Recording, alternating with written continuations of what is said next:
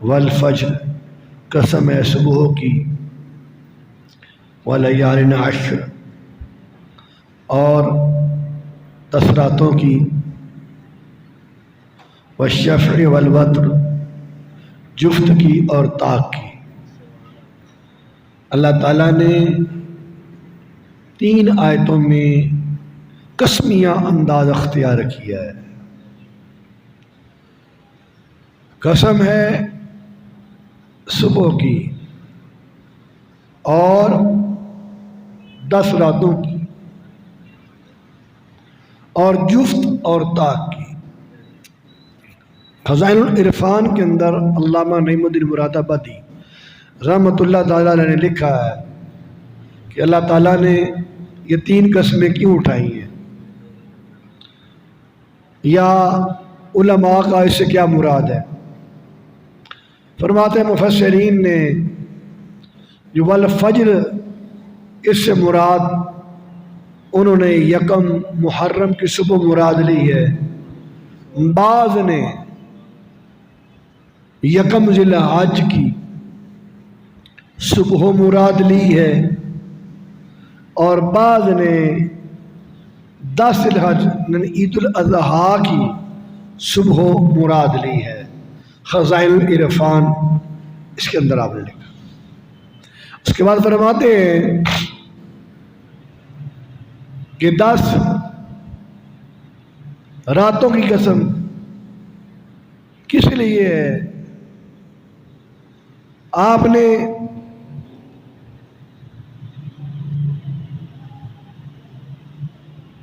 اکثر مفسرین نے اس سے مراد 10 جو ابتدائی دن ذی الحج کے ہیں وہ مراد لیے ہیں، یعنی مفسرین نے ابتدائی دنوں کی جو 10 راتیں ہیں وہ مراد لی ہیں، اور حضرت عبداللہ ابن عباس رضی اللہ تعالی عنہما سے مروی ہے کہ ان 10 راتوں سے ذی الحج شریف کی پہلی 10 راتیں مراد ہیں، کیونکہ یہ اعمال حج میں مشغول ہونے کا زمانہ ہے، کیونکہ یہ ایام حج میں مشغول ہونے کا زمانہ ہے۔ یعنی پہلی قسم ہو گئی صبح کی، دوسری 10 راتوں کی، اور تیسری فرمایا جفت اور طاق کی قسم۔ تو اس حوالے سے آقا تو جہاں کا فرمان ہے کہ عشرہ سے مراد یہاں پر ابتدائی 10 دن ہے، عشرہ ذی الحج مراد ہے، اور یہاں پر وطر سے مراد یوم عرفہ ہے، اور جفت سے مراد 10 ذی الحج کا دن ہے۔ یعنی کہ اللہ تعالیٰ نے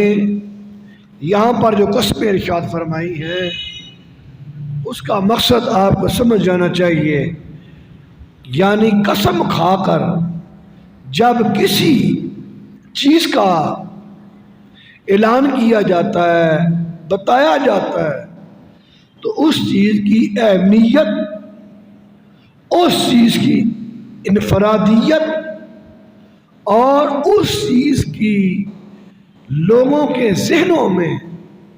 اہمیت جاگزی کرنا ہوتا ہے، تاکہ لوگ اس کو سمجھیں کہ اللہ تعالیٰ نے جو قسم کھائی ہے تو یہ ایسے نہیں کھائی،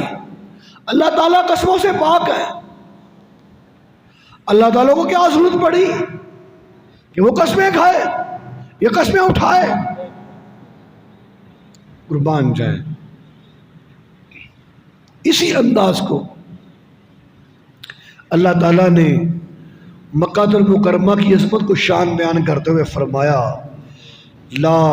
اقسم بہذا البلد وانت حل بہذا البلد ووالد وما ولد۔ قسم ہے شہر مکہ کی، قسم ہے شہر مکہ کی۔ اور بعض حضرات فرماتے ہیں جو گرامر والے حضرات ہیں گرامر والے، وہ کہتے ہیں یہ لا زائدہ ہے، یعنی اس سے مراد میں قسم نہیں اٹھاتا، مجھے کیا پڑی میں قسم اٹھاتا پھروں،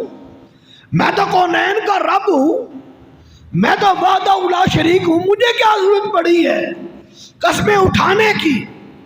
اب یہاں پر لا زائدہ کا مطلب کیا ہے کہ اللہ کہتا ہے مجھے کیا پڑی میں قسمیں اٹھاتا پھروں، لیکن اٹھاتا کیوں ہوں، لیکن اٹھاتا کیوں ہوں؟ لا اقسم بہذا البلد، ترجمہ یہ ہوگا میں شہر مکہ کی قسم نہیں اٹھاتا، مگر کیوں اٹھاتا ہوں؟ وانت حل بہذا البلد، اے کملی والا سونیا تو اس میں چلتا ہے، یعنی قسم جو وجہ بن رہی ہے، جو ذریعہ بن رہا ہے، بیت اللہ موجود ہے، عظمت والی جگہ ہے، قسم کھائی جا سکتی ہے، کوئی ایسی بات نہیں ہے، صفا مرمہ موجود ہے، میزاب رحمت موجود ہے، مقام ابراہیم موجود ہے، صفا مرمہ موجود ہے، مطاف ہے، ہزارہ نسبتیں ہیں، لیکن اللہ تعالیٰ نے اگر ان صفا والمروہ من شعائر اللہ کہا کہ صفا اور مروہ اللہ کی نشانیاں ہیں، تو اس کے پیچھے بھی ایک نسبت تھی، وَاتَّخِذُوا مِن مَّقَامِ إِبْرَاهِيمَ مُصَلًّى، ابراہیم کے مقام کو مصلی بناؤ، تو اس کے پیچھے بھی کوئی حکمت کار فرما تھی، کسی چیز کی اہمیت کو بیان کیا ہے تو کوئی نہ کوئی پیچھے نسبت حکمت کار فرما ہے۔ اگر مقام ابراہیم کو مصلی بنایا ہے تو اس لیے کہ اس مقام کو جناب ابراہیم علیہ السلام کی نسبت حاصل ہو گئی ہے۔ اگر صفا اور مروہ کو اللہ نے اپنی نشانیاں قرار دیا ہے تو ایک بندی جو خاص اور مقرب بندی ہے سیدہ حاجرہ رضی اللہ تعالیٰ عنہ، ان کے دوڑنے کی نسبت چونکہ صفا اور مروہ سے ہو گئی ہے، اللہ نے سیدہ حاجرہ کے قدموں کی نسبت کا فیض قیامت تک صفا اور مروہ کو عطا فرمایا اور اپنی نشانیاں قرار دے دیا۔ اس کے بعد یہ تو تھا، اور کعبۃ اللہ کی عظمت اپنی جگہ، صفا مروہ پہ زمزم اپنی جگہ، لیکن اللہ نے شہر مکہ کی قسم اٹھا کر اعلان کر دیا بیت اللہ موجود میں قسم نہیں اٹھاتا، صفا مروہ موجود میں قسم نہیں اٹھاتا، پہلے اٹھا لیتا، ہر چیز ہر نسبت موجود، میزاب رحمت موجود، ایک سے ایک بڑھ کر میرے محبتوں والی چیز موجود ہے، لیکن امت مسلمہ کو بتایا جا رہا ہے میں نے شہر مکہ کی قسم اس لیے اٹھائی ہے کہ اس میں میرا قبلی والا رہتا ہے۔